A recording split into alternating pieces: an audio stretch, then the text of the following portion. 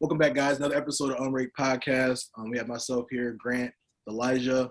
Also have a special guest joining us, fellow Waverly Warrior, Andy Phillips, decided to come join and talk a little football, talk a little ball with us. So, Andy, really appreciate you coming and joining us today. Absolutely, man. Got to represent the 517. Yeah. Appreciate you guys having me. Always good to talk some ball. And, man, season was crazy, and off-season is about to be even crazier, it seems like. Yeah, like the off-season, I mean, it's already – obviously got the Super Bowl left, but things have really been swirling. I feel like I'm getting a new notification every single day, every other hour, something else going on. So what we're going to touch on today, I'll touch on the Super Bowl a little bit, touch on Stafford, obviously, and also kind of dive into some of the Brian Flores, some of that stuff that dropped yesterday evening, and just kind of unpack some of that. And, yeah, so kind of start things off, obviously, everybody always, we all imagine the Rams and the Bengals being a Super Bowl, right? We all saw that coming. Oh, yeah. So, no surprise there at all. But, Andy, I just want to give you the floor to kind of start things off, just based on those two teams. I mean, even, seeing what they did last week in the conference championship games, like, what did you like? What kind of – give me, like, your breakdown analysis of it. So, first off, can you imagine 2 years ago, if someone said Matt Stafford's going to play against the Bengals in a Super Bowl, you'd be sitting here like, Lions, Bengals, no chance, but he gets traded, Burrow comes in. But I think the best part about these teams, and the thing that not really many people are talking about with the matchup, is Zach Taylor coached under McVay. So there is a lot of similarities in what they do and what they want to do. So when it comes to preparing, their defensive coordinators just have to walk down the hall. It's not even like they're going to obviously watch the film as a defense and everything, but I mean, if you're a defensive coordinator, if you're Raheem Morris and you want to know, hey, how am I going to stop this Bengals offense? You just go ask McVay. Be like, listen, they do some things different because of personnel situations, but in terms of the base of the offense, they're doing a lot of what the Rams did back in 18, 19 when Gurley was in his prime. They're doing a lot of that with Mixon, which is outside zone. Burrow has the footwork, which helps him be able to do the play actions off the outside zone. When you can do that, it brings so much more space to the field. And in the NFL, the way the hashes are, they're narrow. They're more narrow than college football. Yeah. And that means quarterbacks need stronger arms to hit those out routes because they're closer to center field. Mm-hmm. But when you can go weak side zone to the boundary and run play action off of it, it helps you stretch that field a little more to give you when you're booting out or give you when you're running a little naked. It gives you more room. Yeah. And that's what they're doing, is freeing up a lot of space. And when you can have the threat of the run, and then when defense is biting you, give guys like Jamar Chase space. You're giving guys like T. Higgins space. Even Taj Boyd, who might be the best 3 in the league. They're giving them space. So I'm excited to see how these teams who might not have know each other personnel-wise that well, they know each other schematic-wise, at least on the offense, pretty well. I'm excited to see the plans that they're going to have. Yeah. I don't know if you double Chase. I know he can kill you. I don't know if you double him, though, because it's not like there's a huge gap between him and Higgins and what they can do to you.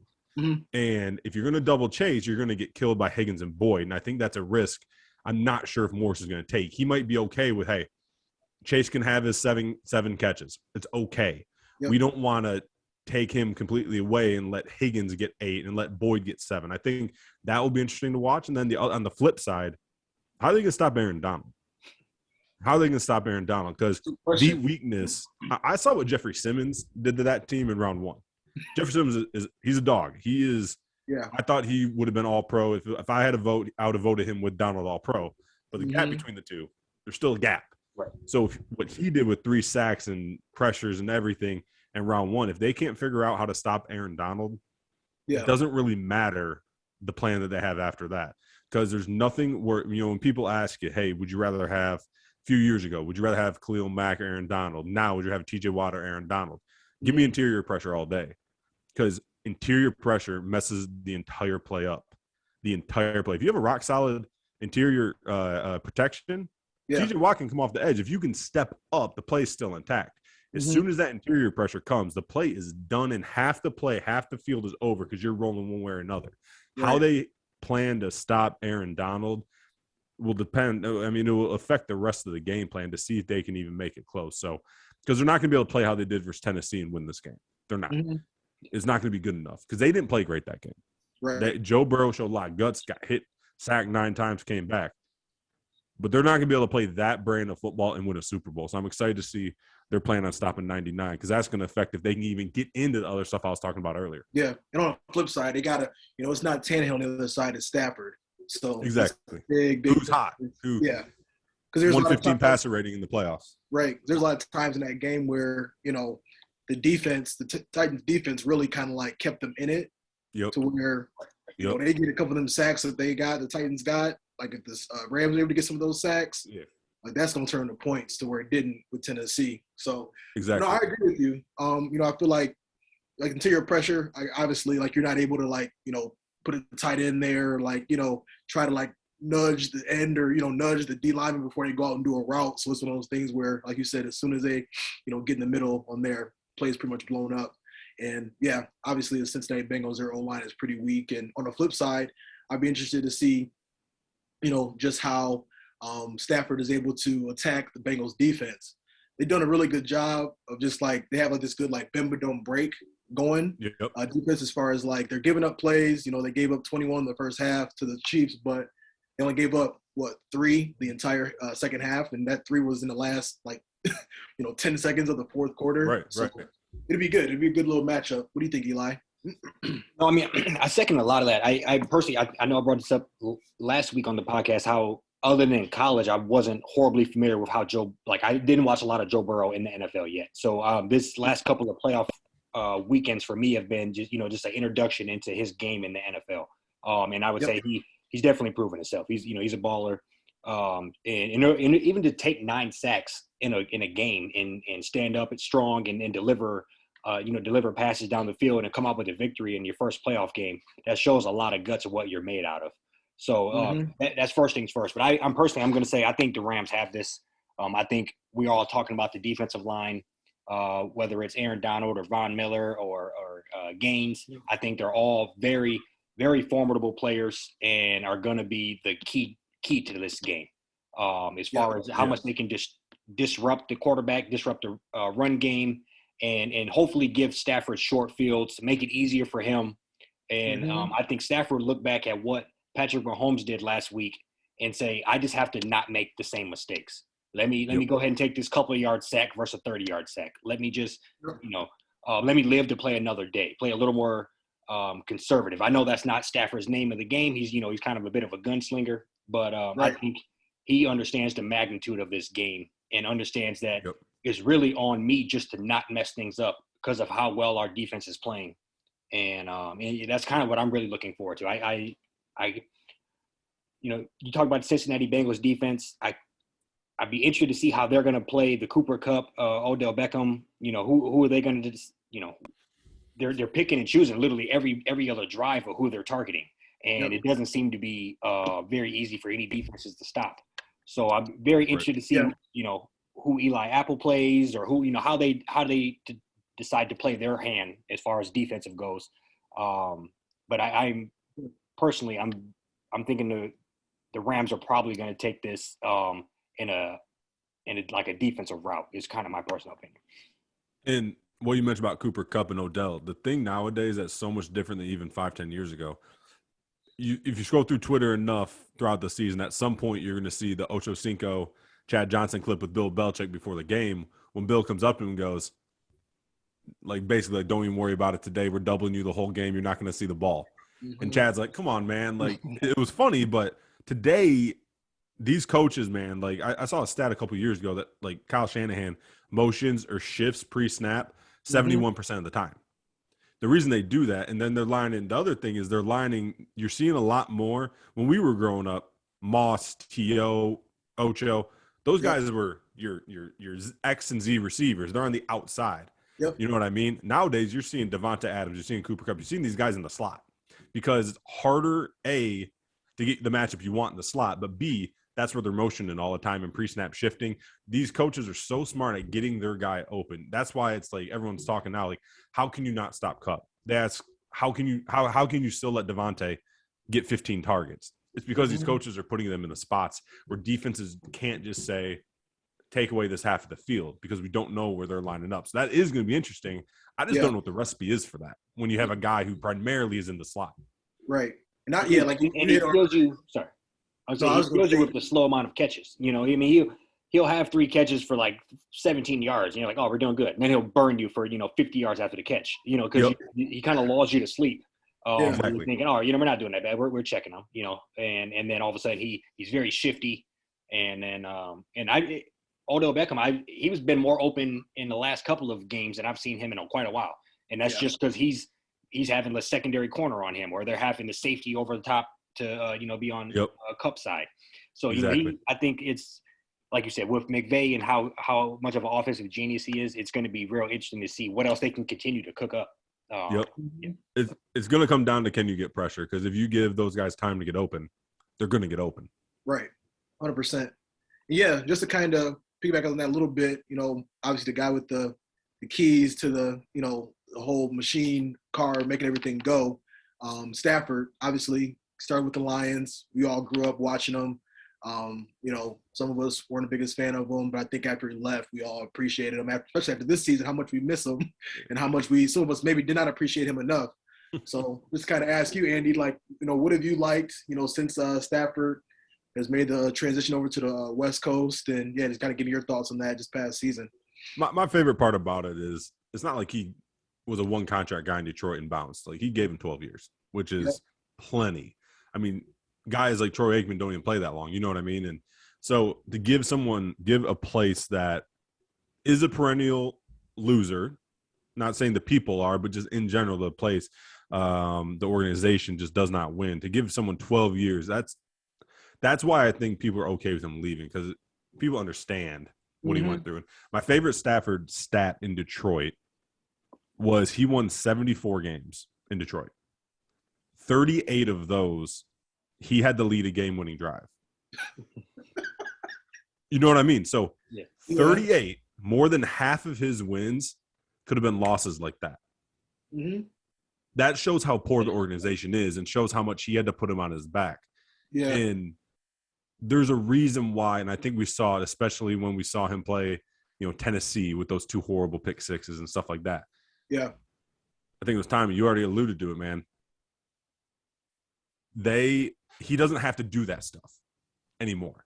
He doesn't have to win the game on one throw like he sometimes did in Detroit, because he knew he wasn't going to get 3rd and 2s very often. They were going to be 3rd and 7s. And that's a hard place to play, so you got to take your shots. I think after that game, and there was one more either before or right after that, similar, couple picks, a pick 6 happened. Once that happened, I think he finally sat down and goes, I don't have to do this here. Yep. And that was the hardest thing, I think, for him to do based on what we're seeing. Obviously, none of us talked to him. But that was the thing that I questioned. I was like, I know the guy can play. I know he's better. I know he's, if he was on a good team, he'd be MVP talks. He'd be in Pro Bowls every year. But you got to win. My question was, is he going to be able at this point, year 13, to be able to not do the hero ball play, knowing he doesn't have to? And I think that was when he realized, and I'm sure McVay talked to him going, hey, you can take checkdowns here. You don't have to win the game in every throw, because we got 99 and 5 on the other side. We have a good offensive line. We got Cooper Kupp, you know what I mean? So I think that was my favorite part. And how you don't root for the guy is tough, even if you weren't even a Lions fan. Just understanding what he went through, the pain, the hits he took, to last somewhere for 12 years. You don't see quarterbacks last 12 years in bad franchises anymore. Yeah. Look at Baker Mayfield, man. I'm not a Baker fan. Just is what it is. But that guy in Cleveland, a place that hasn't seen playoffs until he got there, he's about to be out of a job after next year. Mm-hmm. It's hard to last somewhere for 12 years in a bad franchise without them replacing you, unless you have something they know they can't replace inside that building. And that says a lot about Stafford and his time in Detroit. So, I'm happy for him. And listen, I'm not saying I think it was actually okay time for the Lions to move on. It was painful this year in Detroit, but I understand to do a full rebuild. Listen, if you're going to rebuild your house, it's a lot easier to demolish the whole thing and start from scratch. Yep. You're not going to keep your immaculate kitchen up, and next thing you know, you're trying to build everything around that. Sometimes that's a pain in the butt.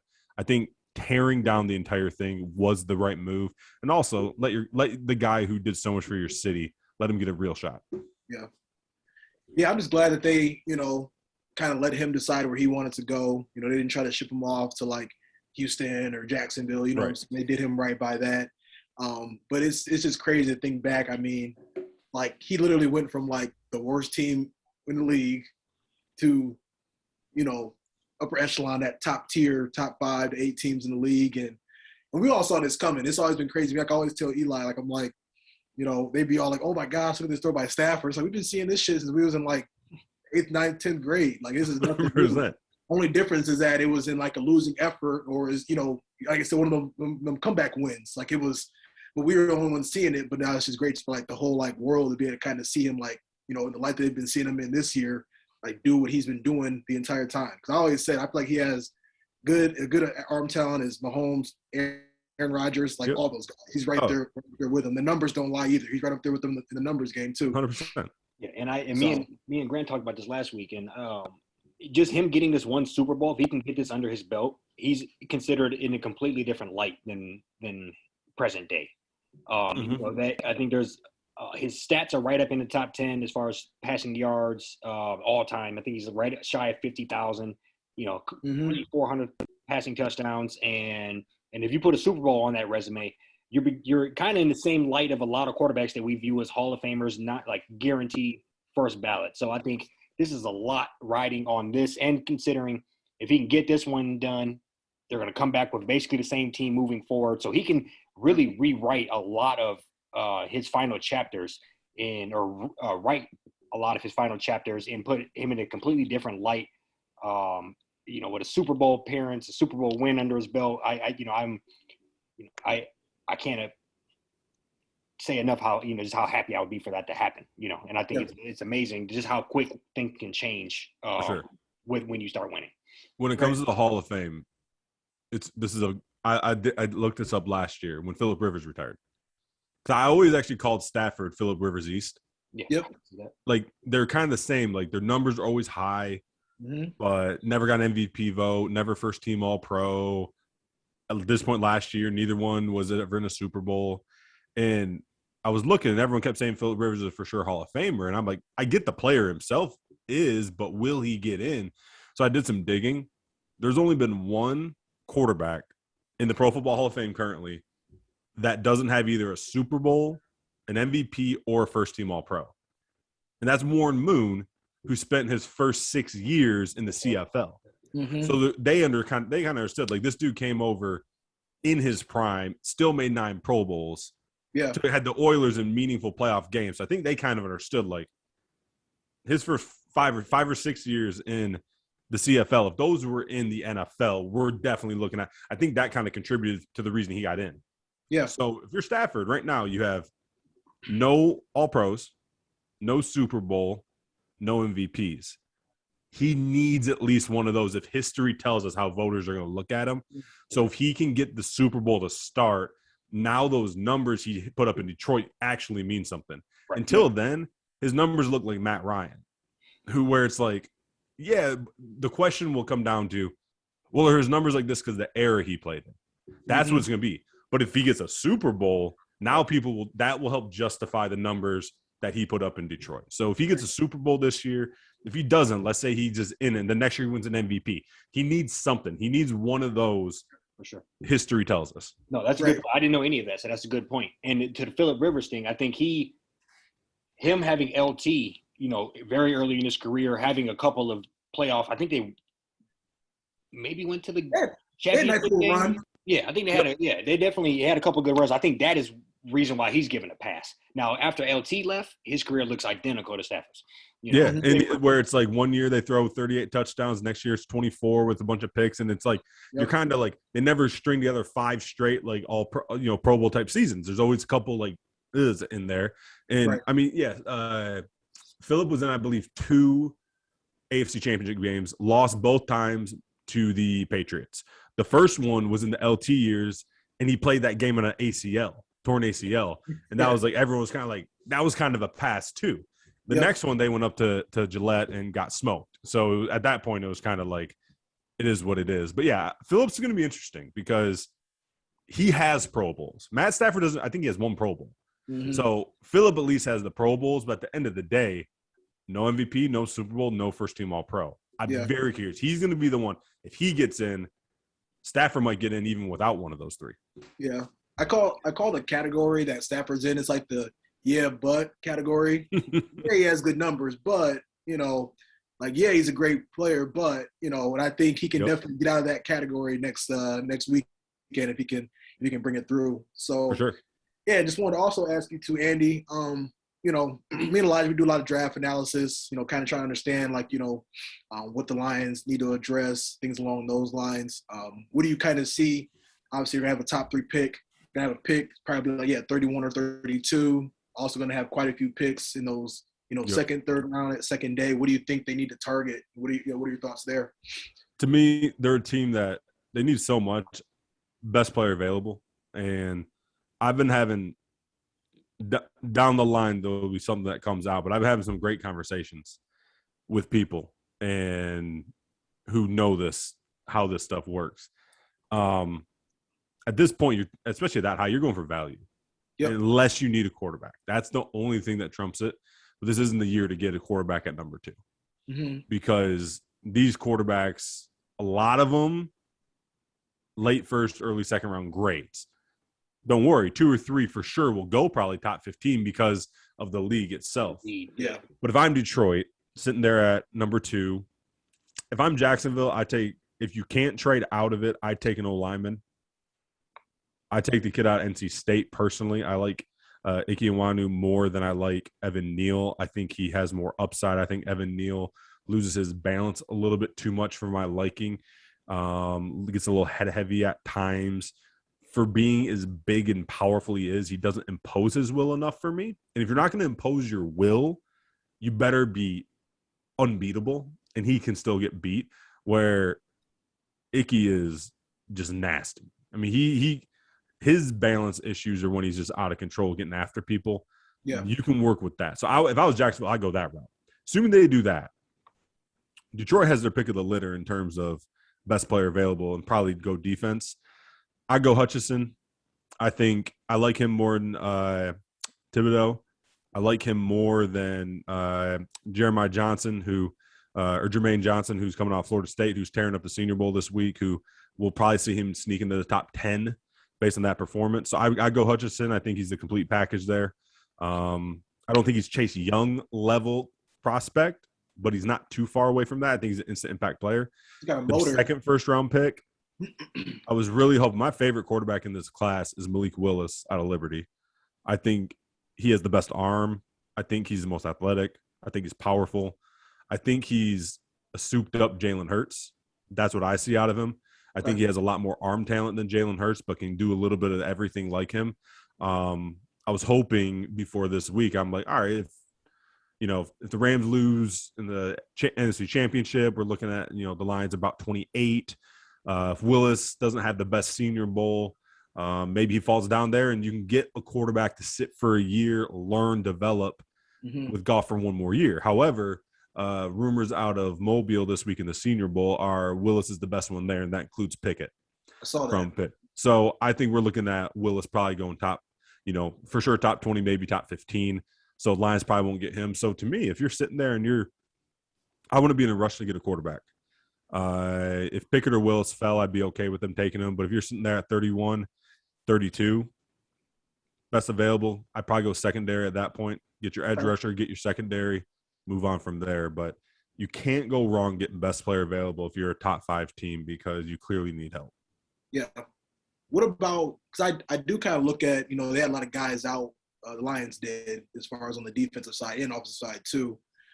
I kind of told Eli that this would probably be one of the only years I'd be okay with them maybe targeting a receiver. Like, I feel like the defense – like, it looks at the defense, if they can get everybody healthy, I think they can be like a top 20 defense. Like, with that defensive. And their O-line is fantastic. Right. Like, I feel like they can put themselves in good situations to make sure that defense don't just have to, like, just, be on the field all the time, like, just trying to stop, like, these air raid offenses. Because I also feel like, when it comes to those QBs, there's so many wild cards where I'm like, all right, maybe we can just kind of hold on to Goff for another year, but just try to like really soup up everybody around him. Yep. Get more help in there to make things easier on him. Then it's like, okay, Bryce Young coming out next year, or like, one of those other, guys that be coming out next year. Let's just try to kind of like get the CJ Stroud, Bryce Young, you got guys. Yeah, that can like just sit back there and can sling it. So I don't know. It's a great receiver class too. And there's not a lot of people talking because there's not the Jamar Chase maybe prospect, but there's 5 or 6 guys that are going to come in day one, be number 2 or number 1s on teams. If one of those guys, and I'm talking, a lot of people love Garrett Wilson out of Ohio State, but to me, he's more around that 5 or 6 guy. But a lot of people have him as a number 1 receiver. Yep. Garrett Wilson, you got Chris Olave, who reminds me of a little bit bigger Tyler Lockett, tracks the ball the same way, great footwork on the sideline. I love the way he plays football. You got the big kid. You got the Mike Evans style Drake London out of USC. If you're looking for a bully, which pairing him with St. Brown from USC, St. Brown inside, London outside, that'd be great. I don't think he'll be there. You got Treylon Burks, who he's the bully. He's the Deebo Samuel. He's the A.J. Brown. He's the guy that if you get him in the right system can be your deep threat and punish some people on some reverses and jet sweeps. You got guys. If they get one of those caliber guys to fall to 32, run the card up. Yeah, I agree with that. I like that Chris Olave kid a lot. I mean, obviously, I've seen him abuse Michigan for 3-4 years in a row. So I think he can play. Track speed with body control. Yeah. So no, I agree with that. And you talk about how good the offensive line is. That's something that I think there is a lot of good offensive linemen here, and I think it's probably something you shouldn't do because they are pretty. They're fairly young. We got a top 5 pick on the line last year, but I think if that's something you have to have in order to become a great team. So I would not be, because they have that 30. They have the Rams pick, and then they also have another pick at the top of the 2nd round. So I don't know. I know it's top 35 a gamble, but I don't think it's bad to try to shore that up a little more as well. And just become, you got your bookend tackles. You got Decker and Sewell at tackle. Yes. You got top 3 center and Frank at center. Jackson is in the Pro Bowl right now at left guard. So really that right guard spot sitting there at 32. The guy I would target is Zion Johnson out of Boston College. He's a plug-and-play day 1 starter somewhere, tearing up the Senior Bowl this week. If he's there at 32 and you don't want to risk a couple more picks until you're up again, that'd be a great spot. And now you secure that entire offensive line. You got great running backs. And then again, sitting there at 35, 34, where they would be. Yeah. Receivers could be there. D-backs could be there. I think it's a good idea. I'm always about the O-line, so that's fine. Absolutely. Yeah, I think we're just in that situation where it's like you can't go wrong. I think it's one of those things where, they need to make a decision on if they just want to kind of sit on golf for another year and then, go after a QB next year, or if they just love, Malik Willis enough if he's there. You know what I'm saying? If he's there. It sounds bad, but 3-14 wouldn't be the worst thing in the world when you're sitting with Bryce Young and CJ Stroud next year. Yeah. I mean, both of those two would be the top player picked this year. You know what I mean? Right. The top quarterback. Obviously, Jacksonville wouldn't take him, but both of those two now if they were coming out. So you figure another year developing at those 2 schools, it wouldn't be the worst year to have a top 2 pick next year and have such a built roster around him. That's why Burrow's succeeding so early. Yeah, 100%. He built that roster before he got there. Yeah. It wasn't like Jamar Chase and him turned the Bengals into something. They built that entire roster, spent money in free agency. Lions need to do that. Build the roster this year so next year with the actual really good quarterback class, a kid can come in and be surrounded by talent and go. Yeah, 100%. So, I just want to kind of shift gears here to start to kind of wrap things up. Everybody's, we've been hearing about the Brian Flores situation. I guess I'll kind of just kick things off to give my 2 cents with it. Disappointed but not surprised. I saw a statistic to where I think there's been about 178 coaches openings since the Rooney Rule in 2003, and only like 12 to 15 have been Black head coaches. And obviously we see how their tenure can be a lot shorter than others, or like white coaches, just based off whatever the situation may be. I think in this situation, it kind of sucks to even hear it more because you have where there's a potential that like the owner was trying to pay the Coach Brian Flores to throw games. in a league where, I mean, these guys are not, I mean, it's like, obviously football is a kid's game, but these guys are grown-ass men getting paid, you know, very handsomely to take care of their families, their kids. So that's the last thing they want to be able to do is throw games. So just kind of wanted to, you know, obviously a whole lot to unpack. We're going to hear about more, but just want to kind of give you the floor on that, Andy, what your thoughts were. It is disappointing. I mean, that's first and foremost. I'm huge on Brian Flores, by the way, and I've been the screaming Brian Flores fan up here in the Northeast. I've been since that year that Ross was 19, when Ross was apparently, we don't know yet, allegations where he was paying him for wanted to pay him for losses. I thought they traded everybody in the book that they could. Laramie Tunzel, Minka Fitzpatrick. They traded all the good players away. Yep. That they could to lose. Then here we go. But the fact that I believe they either won their last 5 in a row or won like 5 out of 6 to end the season. I remember sitting here going, before that streak, I'm like, this team plays tough. They're playing for their coach. They're fighting. They're competing. They're not just a bad team getting blown out. Then they start winning with Fitzpatrick, and it was great. That makes me like Brian Flores even more, finding out that he might have been offered money to lose, and yet he still took that cast, got him to win. In terms of what the allegations, man, it's disappointing. You know, we talked a little before the show about this. The frustrating part for me is I think the Rooney Rule has great intentions. I think the intent of the Rooney Rule is fantastic. Yeah. I think the issue is the rule not being taken the way it was written up, not being taken seriously. I think, unfortunately, some owners read the rule and do it that way. And what I mean is when the rule says along the lines of you must interview multiple minorities. Well, how about you get to interview multiple minorities? How about that mentality? Because there's great talent across the league, and not just white, not just black, not just male, there's females out there who know a lot of ball. I mean, it should be opened up.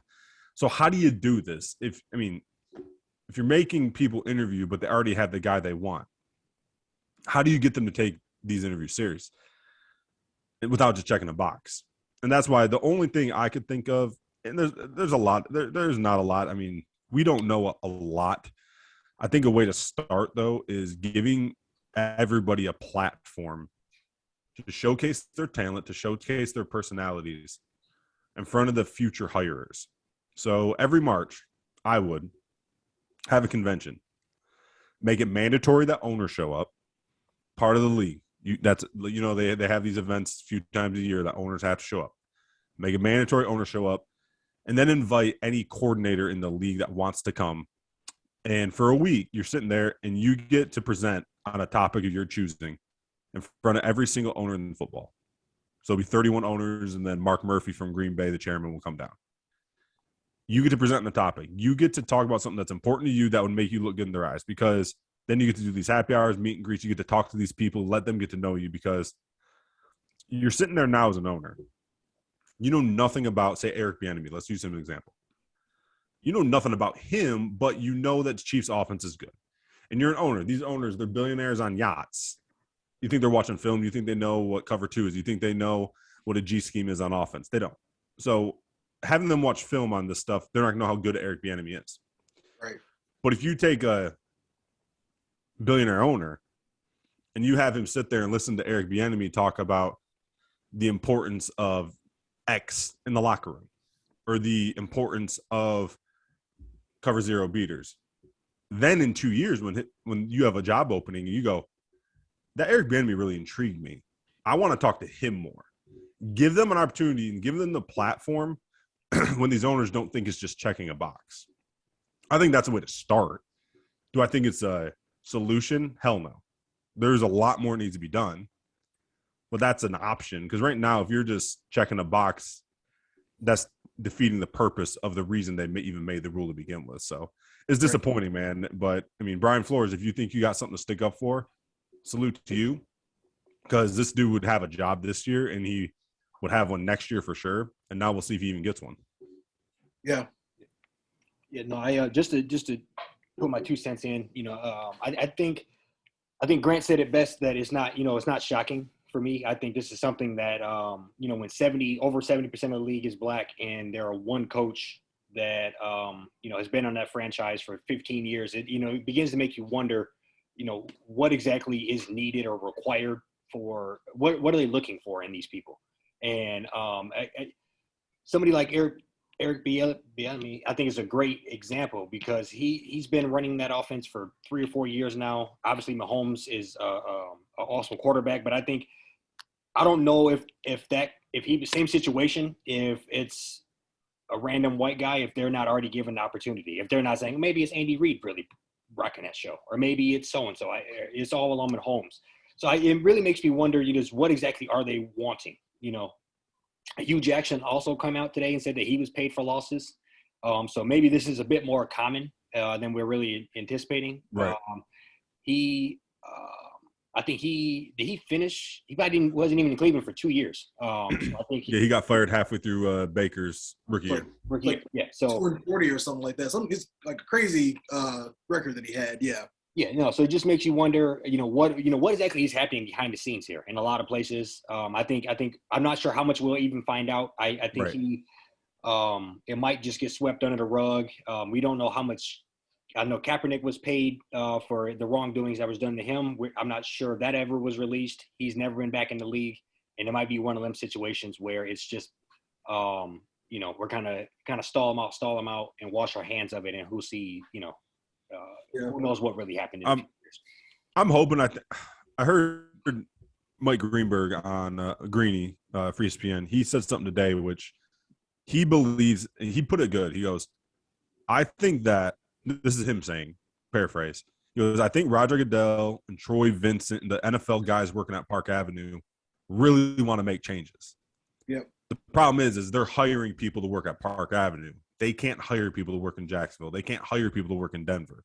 They don't have that control. They work for the owners. So that's really what the issue is. And I mean, the fact that there's multiple layers of this, I think there'll actually be some stuff that can come out of it. Yep. The betting stuff, I think, is going to really drive that paying to lose thing.